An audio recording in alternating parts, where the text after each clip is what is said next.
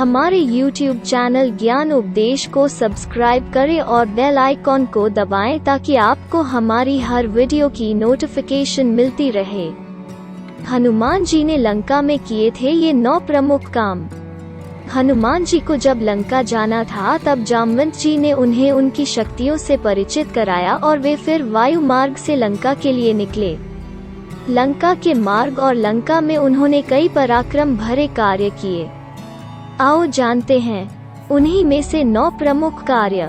1. समुद्र लांघना और सुरसा से सामना। हनुमान जी ही जानते थे कि समुद्र को पार करते वक्त बाधाएं आएगी। सबसे पहले समुद्र पार करते समय रास्ते में उनका सामना सुरसा नाम की नाग माता से हुआ, जिसने राक्षसी का रूप धारण कर रखा था। सुरसा ने हनुमान जी को रोका और उन्हें खा जाने को कहा। समझाने पर जब वो नहीं माने तब हनुमान ने कहा कि अच्छा ठीक है, मुझे खा लो। जैसे ही सुरसा उन्हें निगलने के लिए मुंह फैलाने लगी, हनुमान जी भी अपने शरीर को बढ़ाने लगे। जैसे जैसे सुरसा अपना मुंह बढ़ाती जाती, वैसे वैसे हनुमान जी भी शरीर बढ़ाते जाते।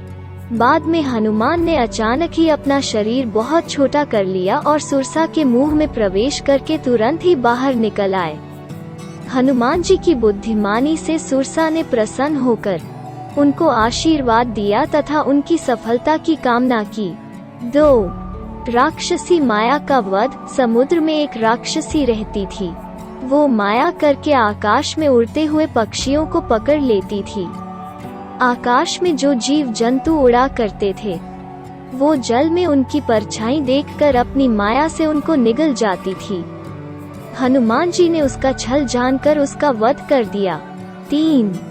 विभीषण से मुलाकात। जब हनुमान जी सीता माता को ढूंढते ढूंढते विभीषण के महल में चले जाते हैं, विभीषण के महल पर वे राम का चिन्ह अंकित देखकर प्रसन्न हो जाते हैं।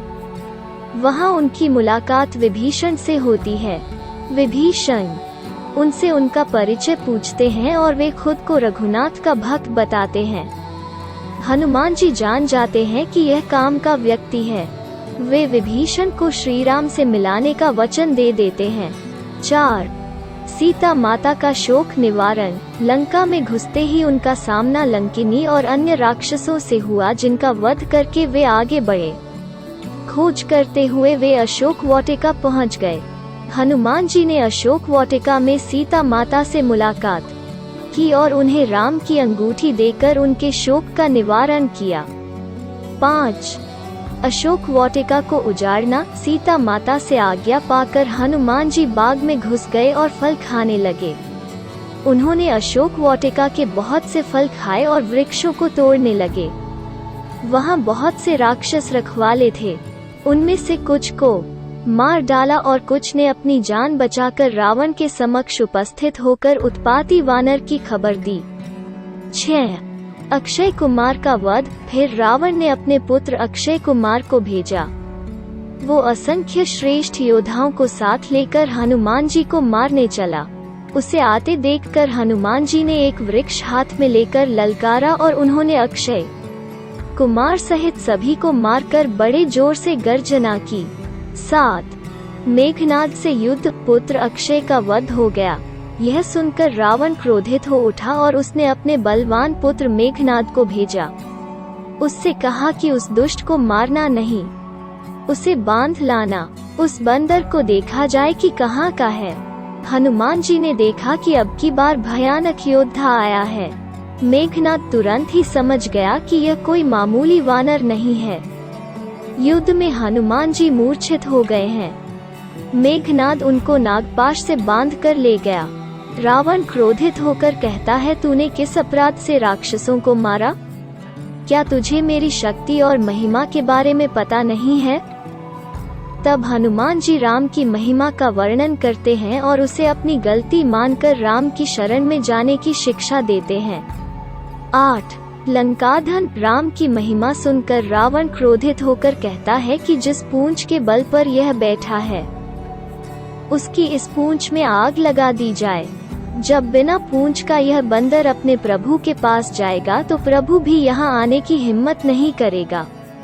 उन्होंने अपना विशालकाय रूप धारण किया और जोर से हंसते हुए रावण के महल को जलाने लगे। देखते ही देखते लंका जलने लगी और लंकावासी भयभीत हो गए। एक विभीषण का घर नहीं जलाया। सारी लंका जलाने के बाद वे समुद्र में कूद पड़े और लौट आए। 9.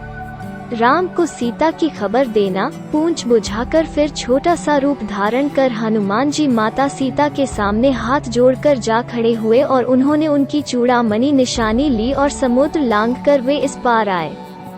हनुमान जी ने राम के समक्ष उपस्थित होकर कहा, नाथ, चलते समय उन्होंने मुझे चूड़ामणि उतार कर दी।